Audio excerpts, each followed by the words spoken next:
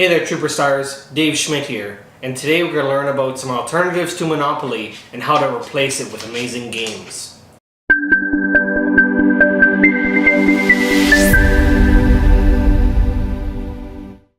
Alright, so when people find out that I'm really into board games, they kind of assume that I just love Monopoly and I must spend all my time playing Monopoly or Scrabble.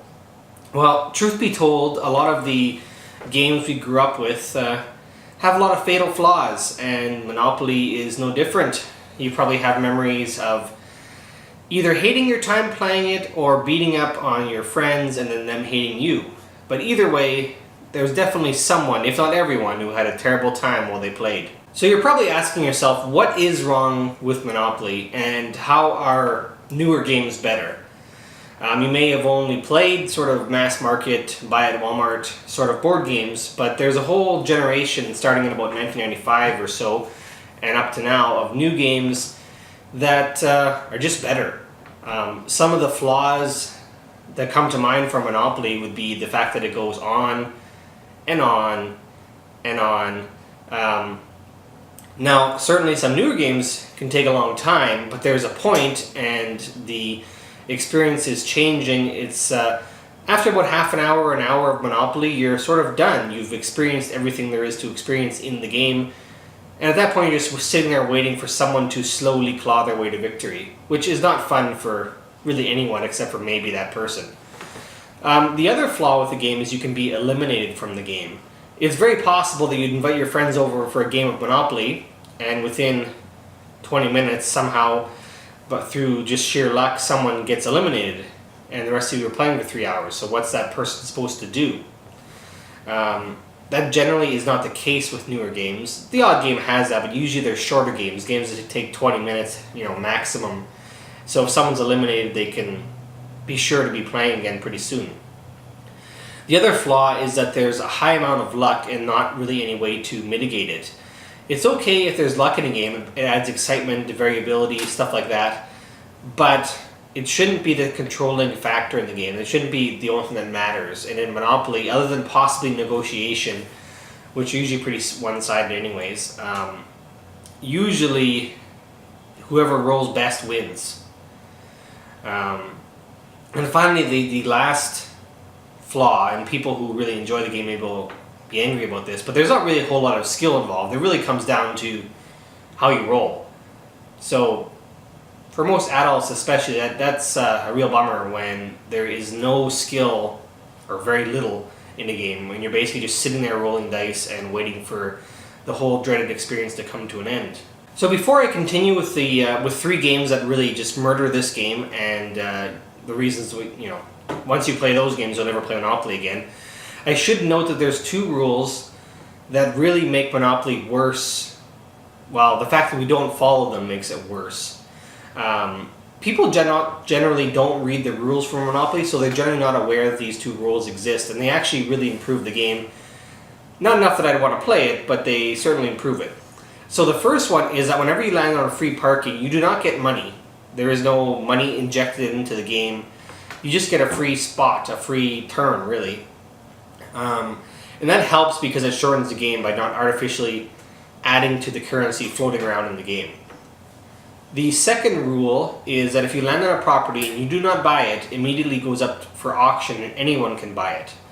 That can speed the game up because properties are purchased very quickly and some very cheaply. So it's, for example, Boardwalk might not go for 400, it might go for 50 if people just don't have the funds to bid on it. It's also possible that properties will go for more, but that generally doesn't happen, but it is possible.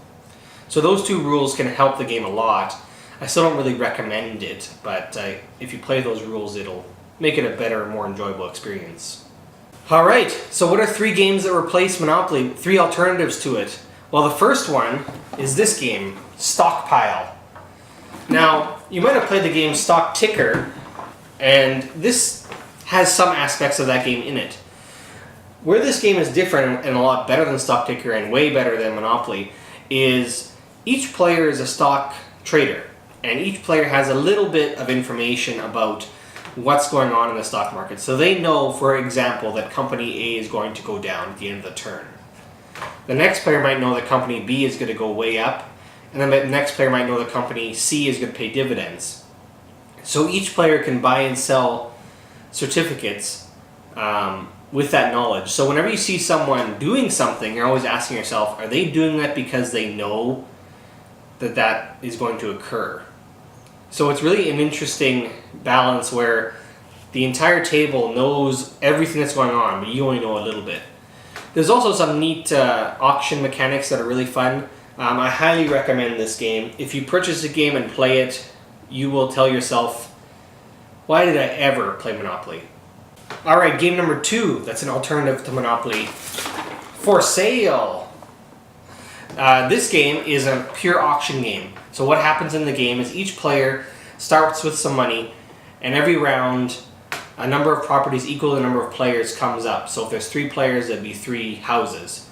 And they're random and a very random kind of value, I guess. So there might be the houses go from 1 to 30. So there might be like a number 3 house, which is pretty crappy, a number 15 house, and a number 30 house. And then people kind of bid, and the highest bidder takes the best property, the middle bidder takes the middle one, and the person who bid the least takes the crappy one.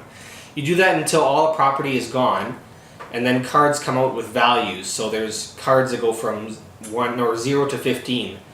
So you might be holding a lot of good properties, and then the cards that come out are 0, 1, and 2. So you have to kind of auction using your cards, using your properties, you kind of fulfill those offers. So even if you get some crappy properties, sometimes you can sell them for a lot of money. Anyways, it's a very interesting game.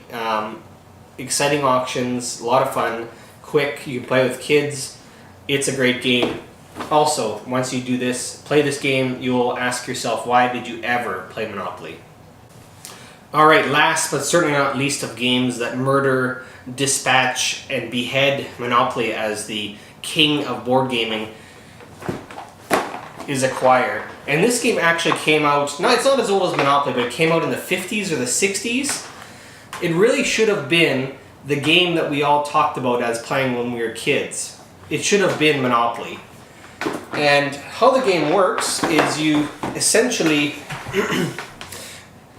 grow hotel chains and merge them. So it's kind of similar theme to Monopoly, but there's just so much more strategy involved. There's so much more planning.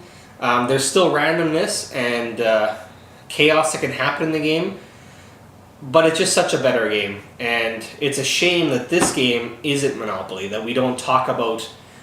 Oh, I remember when me and my friends played Acquire all day back in 5th grade. Side note about that is that it doesn't take 8 hours to play a game of Acquire. It takes an hour or 2, kind of depends how fast everybody is. But it's a great game. It'll replace Monopoly if you still play Monopoly. I can't recommend this game enough.